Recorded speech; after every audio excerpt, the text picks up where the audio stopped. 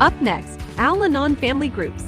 Sue began her recovery journey 15 years ago as a family member of an alcoholic. Sue gives her time freely, sponsoring members through the study of the 12 Steps program. She and other presenters will share an overview and history of Al-Anon Family Groups, followed by personal stories about recovery in Al-Anon Family Groups in their presentation. Please join me in welcoming Sue to Real Voices, Real Choices.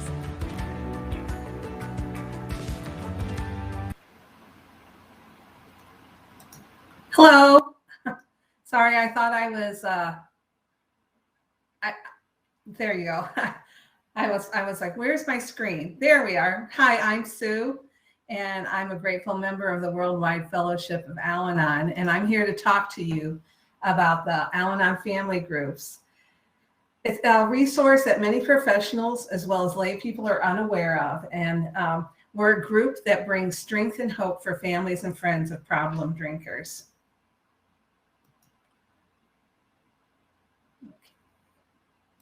Sorry, my screen is not advancing. Hold on a second. There we go. Not everyone trapped by alcohol is an alcoholic. Families and friends are suffering too, because alcoholism is a family disease. For every alcoholic who suffers from this disease, there's at least 3 to 5 family members who suffer along with them. Al-Anon and Al-Anon can help. Al-Anon began when family members realized they needed help too. Many people know about AA, but from the beginning of AA, the family members of alcoholics realized they were suffering too. Many know that it began with Bill W., who reached out to another alcoholic to help them both get sober. That was Dr. Bob, and a fellowship was born, and as always the case in the family disease of alcoholism, the family members got involved with helping to keep their alcoholics sober. In the beginning, the alcoholics would often be driven to the meetings by their well-meaning spouses. Lois W., who was Bill's wife, invited the wives into the kitchen for tea, and they began to talk, and it became apparent that they were too suffering along with their alcoholic spouses. There's a famous story in our Al-Anon circles where Lois throws a shoe at Bill and yells, "Damn your old meetings." And that was the beginning of her realization that she needed recovery as well. So in the beginning, it was Bill W. and Dr. Bob and their wives, Lois W. and Annie S., and they would travel along and reach out to family members. Annie S. would often say, "Come in, my dear, you're with friends now, friends who understand." And she was perhaps the first to recognize the significance of the 12 steps of AA as a way of life for the family member as well. It did not take long for these well-meaning spouses and wives to begin realizing that they did need each other to combat the family disease of alcoholism. So they began either attending meetings with their AA spouses or they started meeting on their own. They followed the suggested 12 steps of AA, and they realized these steps, along with mutual support, improved their lives. Bill W. was traveling in 1950 and visited a lot of AA groups throughout US and Canada, and he reported that many family groups had been formed. So he suggested to his wife that she open an office to provide services for these families and start a clearinghouse. At the close of the 1951 AA General Service Conference, which was one of the first conferences held by AA, Lois invited the AA delegates' wives to lunch at her home, and they decided to form the clearinghouse. Now, by this time, Annie S. had died, but there was another Annie B., who joined Lois in reaching out to the family members of alcoholics. AA had realized that they needed to concentrate on helping alcoholics stay sober. They couldn't help the non-alcoholic groups, so they turned all these 87 inquiries over to Annie B. and Lois. And they took the first service project of Al-Anon, and they wrote these groups and included a questionnaire. 50 groups responded, and the name Al-Anon Family Groups was chosen. That same method was used to adopt the 12 steps, almost word for word, and then later the 12 traditions. This became the guiding principles of the newly formed fellowship. In 1957, the family groups grew from just including spouses of alcoholics when the true nature of the disease was realized. The whole family was affected. particularly the children, and AlAnon groups were formed as part of Al-Anon Family Groups. Alcoholism affects a family for many generations and not just immediate members. The impact of one person's drinking can seep into the many relationships that person may have. Al-Anon Family Groups has grown to include all those relationships and has become one of the most recognized resources of support for the families and friends of alcoholics. Alcoholism, okay, sorry.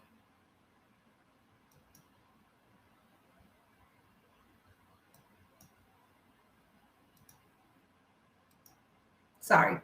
So today, Al-Anon serves more than thousands of groups in over 130 countries. It is truly an international fellowship and is supported by the Al-Anon World Service Office in Virginia Beach, Virginia, and a vast service structure of mainly volunteers. The World Service Office supports this fellowship of groups with conference-approved literature and various resources.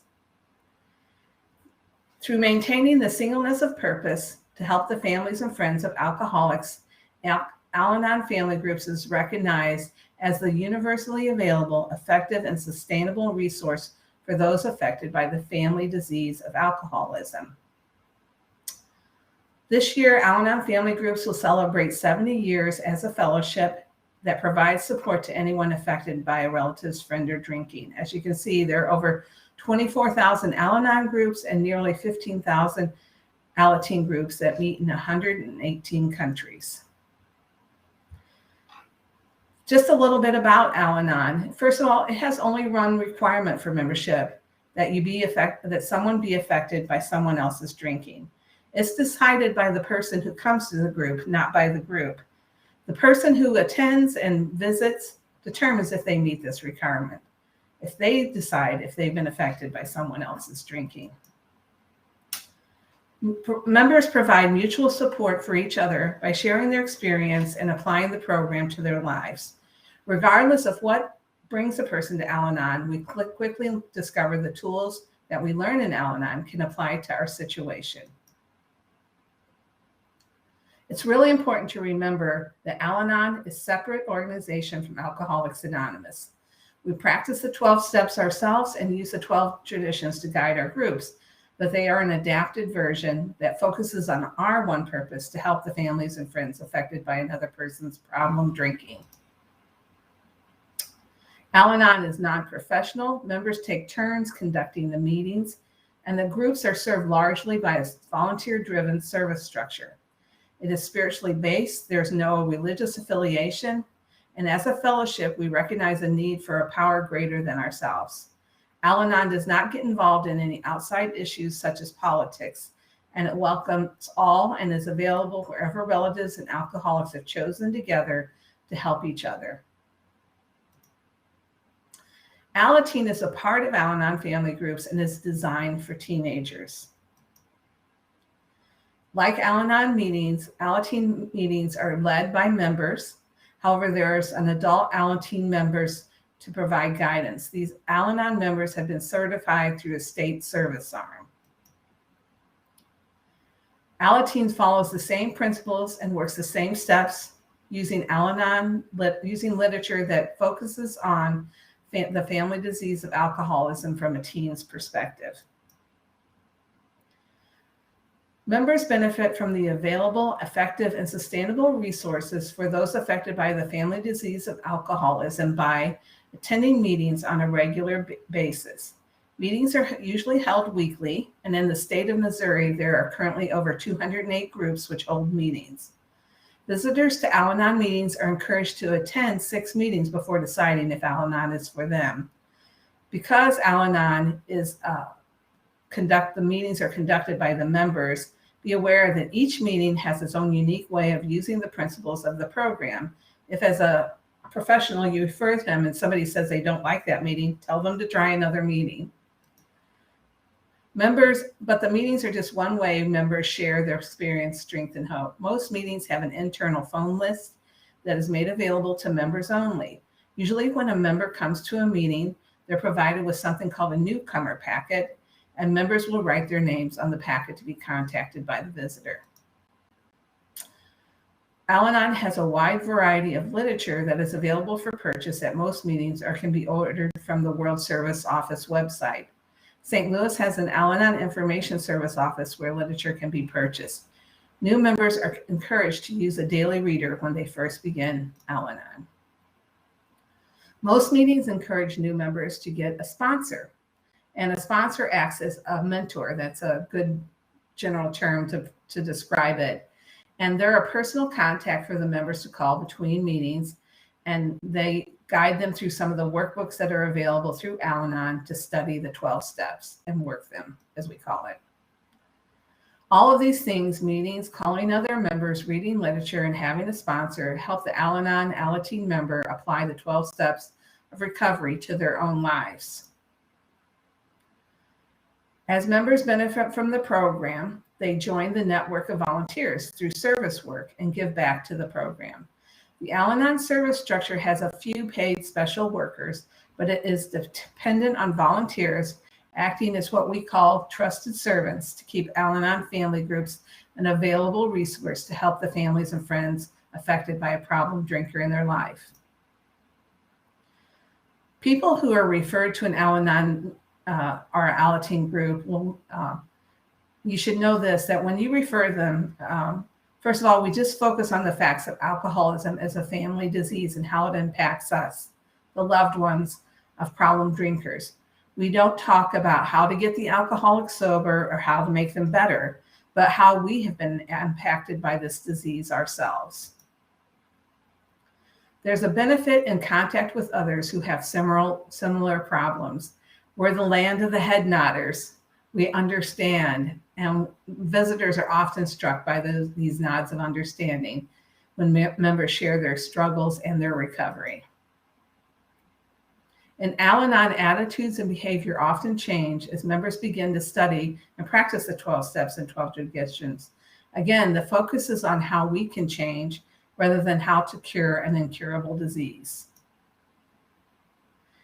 And we need to add this, there's no appointment necessary, no referral, nothing is needed. The visitor who has been affected by a problem drinker simply needs to show up. Sometimes Al-Anon is best described as what it does not do. First of all, we do not give advice. Members share their experience, strength, and hope with one another, talking about what we've done to recover from the effects of the disease of alcoholism. But the goal is to never suggest action to be taken, rather to allow the member to discover what works best for them. We also do not indulge in gossip or criticism or discuss members' religious beliefs or the lack thereof. They are part of what Al-Anon calls the obstacles to success. By lovingly accepting all in a non-judgmental atmosphere with no doctrine of beliefs, we find recovery can happen. Al-Anon does not endorse nor oppose any cause, therapy, or treatment. Again, by focusing on our own recovery and overcoming the effects of the family disease, outside issues are left outside. Again, Al-Anon focuses on the impact of the addiction to alcoholism upon family members. We do not help anyone get sober, nor are we equipped to do so. Other addictions are not discussed at length, and again, it is up to the visitor to decide if Al-Anon is for them. Just to sum things up, here are a few things that are unique to the Al-Anon program. Although this has already been stated, it's key to know that Al-Anon and AlAnon groups are conducted by the members and mutual support is given. Members usually take turns leading the meeting and speaking at the meeting and reading from our literature. A professional can initiate the formation of an AlAnon or Al-Anon group, but once they are established, members are the ones who run them. And professionals and AA participation to be limited to observer welcome only meetings. I want to take a minute to describe this to you. If you would go on the website, meetings are listed as family and friends only or family, friends, and observers welcome. Family and friends only is for anyone who feels like they've been affected by the disease of alcoholism and want to find out if Al-Anon is for them. Observers welcome is for professionals to come, and they can come and sit and simply observe the meeting. And we do ask that you identify yourself as an observer to whoever is chairing the meeting that night. Also key to our principles, Al-Anon is self-supporting through voluntary contributions of members. There are no dues or fees to join. When a member comes to a meeting, often a basket is placed to help defray the cost of the meeting, but contributing is not a requirement for attendance at the meeting. Al-Anon does not accept any outside funds of any kind. Most importantly, Al-Anon and Al-Anon is a program based on anonymity. The identity of all Al-Anon and Al-Anon, Al-Anon, and AA members is protected because that's the only way we can develop the trust and honesty needed to recover. Also within the principle of anonymity is that there's no spokesman. We're a fellowship of equals. We don't have a nationally known leader. Basically, Al-Anon is a faceless organization. We focus on spiritual principles and not personality. So we are a fellowship of equals. And with that being said, while no one member is the face of Al-Anon, today as an Al-Anon member, I will share my experience, strength, and hope about the help I found in Al-Anon family groups. And so I ask you to please respect my anonymity. If you would report on this or write notes about this and then report back to a larger group, please identify me as Sue K only. So I just want to tell you my story. Whenever I came to Al-Anon, it was about 15 years ago. It's kind of interesting, my background. I did not grow up in an alcoholic home. I married a man who did not grow up in an alcoholic home. We were, we just got married and had kids. And when we had children and they grew to teenagers, we found out that alcoholism was a problem in our family. It all starts, as it does for most people, where somebody in our family has alcoholism. We start being affected. We notice they drink too much, and we notice that things are going awry in our family, and then something drastic will happen. And in my case, one of my children was busted at school with alcohol and drugs in his car. And so we began this journey and found help through a drug abuse program in my city. And in that program, you had to attend parent meetings. So during this, I was doing all the things we do when this disease comes into our home. I was managing. I greatly used the tool of martyrdom and a lot of mothering, because I was a mother, but I went into the beyond mothering into control and started trying to control this person's life. I started trying to limit the consequences of their behavior so that they wouldn't suffer from it. And although they went to this program and got sober, I was continuing to be crazy, because just because somebody gets sober doesn't mean the effects of alcoholism in their lives doesn't continue.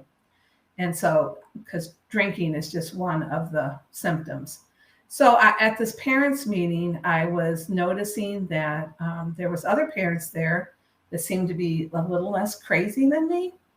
And so I was like, okay, so what are they doing that's different from me? And what I found out is they were going to Al-Anon meetings. So I decided to try an Al-Anon meeting. And I walked into a room full of, like I said before, head nodders.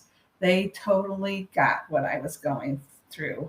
I didn't have people saying, well, is it the kids they hang around with? Or do you think if you hadn't moved that one time, they wouldn't be drinking? All those things that well-meaning people say to us, but like completely discount the reality of the disease of alcoholism. I learned in Al-Anon that I didn't cause it, I can't control it, and I can't cure it. And that was key for me beginning my own recovery. To be relieved as a parent to know that this is not my fault. I mean, that was the biggest relief of my life. And to also know that nothing I did would stop someone else from drinking. I think that's the biggest myth, is that we can make somebody stop drinking, you know. And in Al-Anon, we learned that we have to admit that we're powerless over alcohol and that our lives had become unmanageable. And what happened was, what I realized that it wasn't like I couldn't drink, because I'm not an alcoholic. I could have a drink and put it down. But what it is I will never win the disease of alcoholism. I will never win over alcohol if there's an active alcoholic or addict. Whenever what is going on there is beyond my control, and I have no power to fight that addiction. So once I admitted I was powerless, I could begin my own recovery. And what I found was that I started gaining tools from the Al-Anon program. I started stepping out of the way and letting my loved ones suffer the consequences of their drinking. I started using boundaries and learned how to set boundaries. I learned how to detach. And that's a big thing in Al-Anon, detachment. And what we learn is not that we detach, meaning we cut off our loved ones. What we learn to do is see our loved ones as a person with a disease and not the disease itself.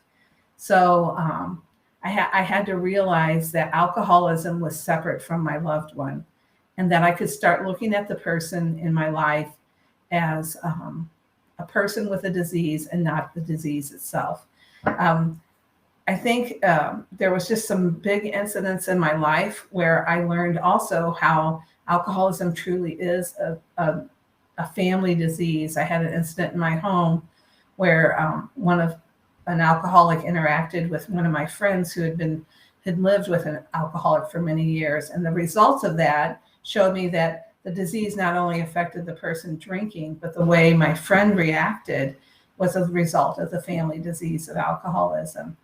And so being freed from those tools that we developed to deal with alcoholism, I was able to develop new tools. And of course, detachment was one of them, where you realize that you don't have to jump in every time there's a problem. You can let other people's problems be their problems. You can let other people's misery be their misery and not take it on yourself. I learned that rather than caring for others, I could care for myself. And then through caring for myself, I could then serve others, which was a totally different concept in my life. This disease has sometimes ravaged my family, but also it has saved my family, because I learned a new way to communicate. I learned a new way to be trustworthy, and I learned a new way to love and respect my loved ones. And recently, a loved one of mine suffered from a mental breakdown, and I was able to apply these same tools to that, where although they were in a psychotic state, I could look at them and not the psychosis. I could respect them. I could give them choices. I could offer help, but not demand it. And I was able to get them help because of the tools I had developed in Al-Anon, but at the same time knowing that I could offer them, but it was not up to me to make them take it. So there's so much more I could say to you, but I want to kind of conclude with a little bit and then open this up for sharing. So let me start my screen share again. Oops. Oh, there it is. Okay, so let me go on and find my notes.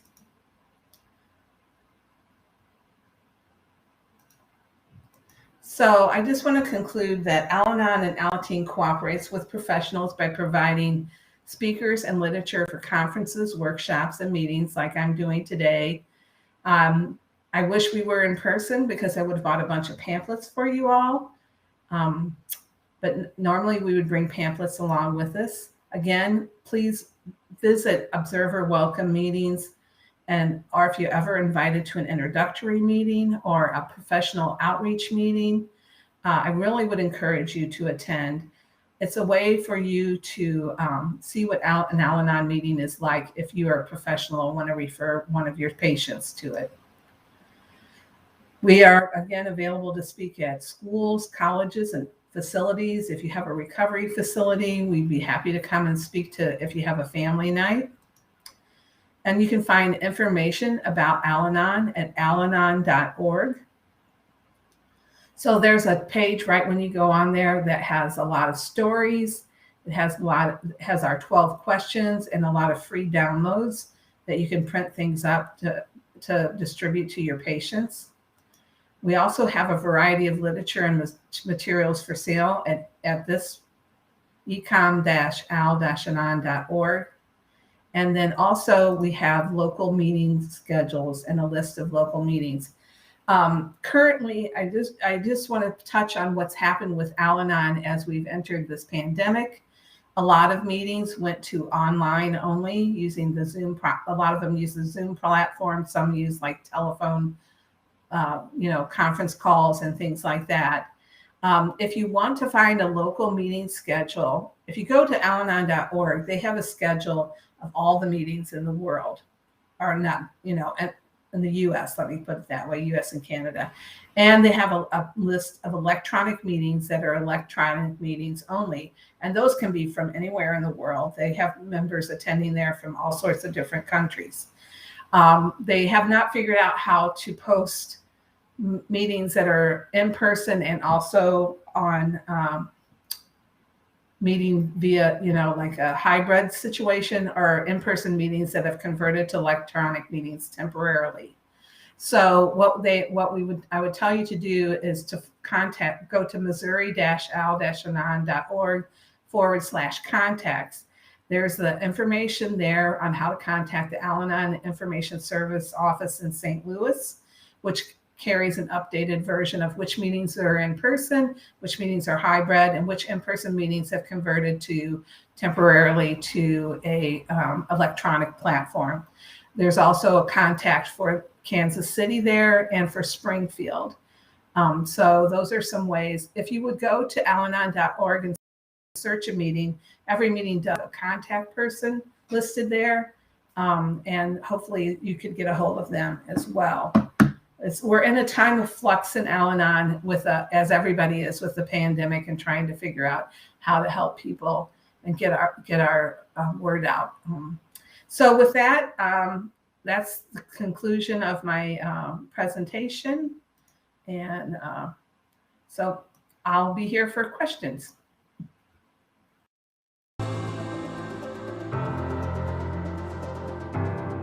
Have a question for our presenter? Submit questions in our video chat and the presenter will address as many as possible.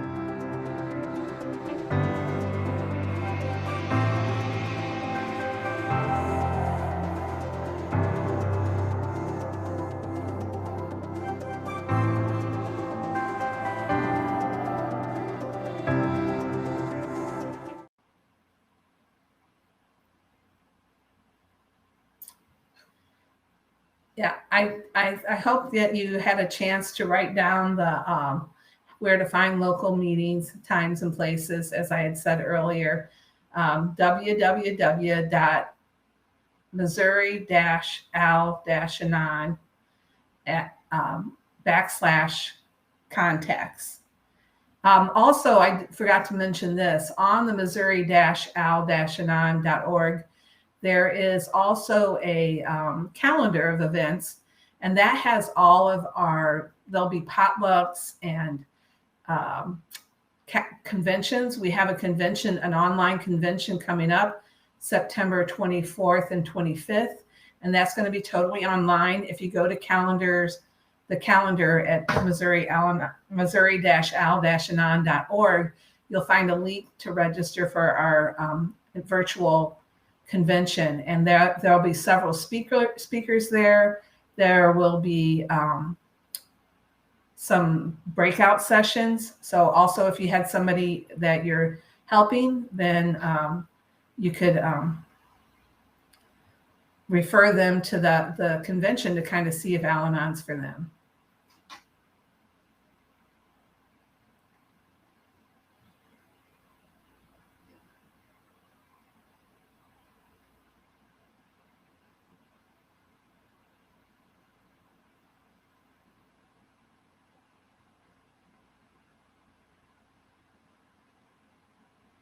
Thank you for listening to me. Doesn't look like there's any more questions, so I don't know if I make myself disappear or if I just hang out here until my time's up. So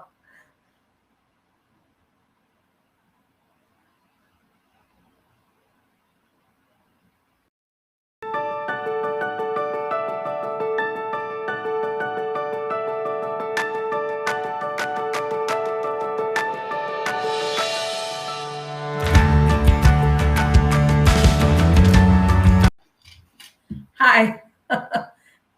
So somebody just asked, is Al-Anon appropriate if you were affected earlier in your life? Yes. There's a huge amount of people who in our Al-Anon family groups that are adult children of alcoholics. We're different than, there is an actual organization called that, but we are Al-Anon, and we do have meetings that focus on being an adult child of an alcoholic. Although any adult child of an alcoholic is welcome at any of our meetings.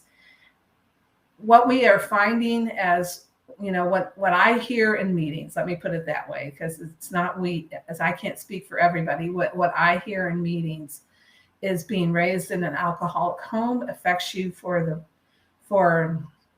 years to come. It'll affect the way you deal with your relationships. It'll affect your ability to trust people. I think we all find this. It's not, let's face it, in America, we all kind of grow up in dysfunctional homes of some type. But growing up in an alcoholic home, as I've learned from listening to my fellow members, is a different type of dysfunction. And what you'll find is when you come to Al-Anon, you'll find some help and hope. Also, there's times where maybe you were married to an alcoholic and you think, well, I divorced the alcoholic. My life is fine now, but you'll still find yourself reacting to people in ways that you don't understand. Me personally, being a mother, realizing that the way I interacted with my kids was so different once they started drinking, especially. And so I had to retrain myself in how I talk to people and how I interacted with them.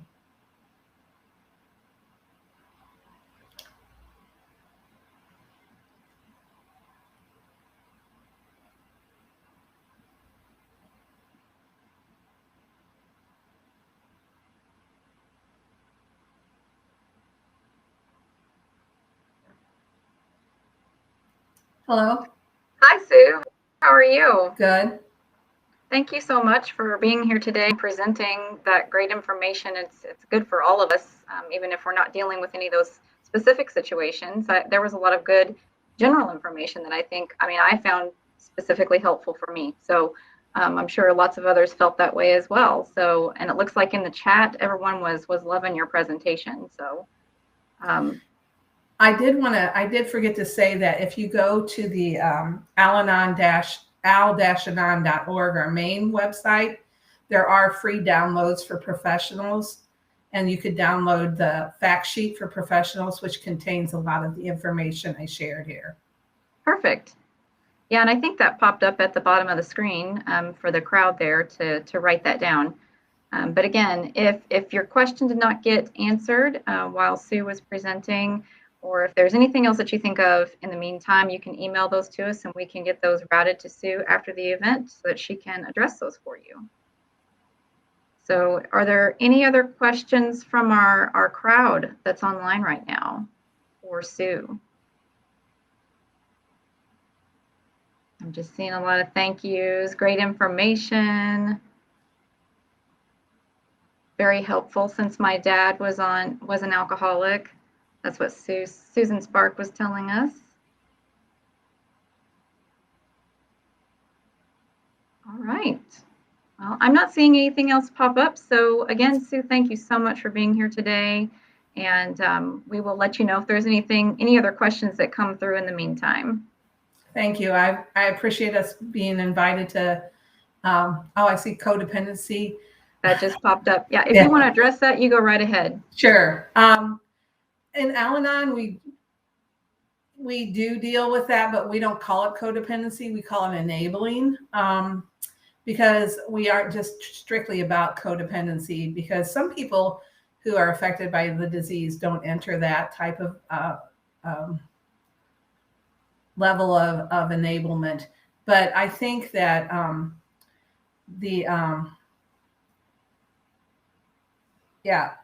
anytime somebody in your life is affected by a disease like alcoholism, you start trying to fix them. And that's what we deal with, is let's quit trying to fix the other person.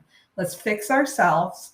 Let's figure out how we can interact with them in a respectful, loving way. Let's get out of the way of their consequences. Let's learn to set boundaries. Let's, I talk about this. I hate to say, we don't give advice, but we talk about how in our own lives we've set boundaries. In our own lives we've detached. In our own lives we've dealt with these issues where, it's so easy for me to, if I see somebody suffering that I love, I want to get in there and keep them from suffering.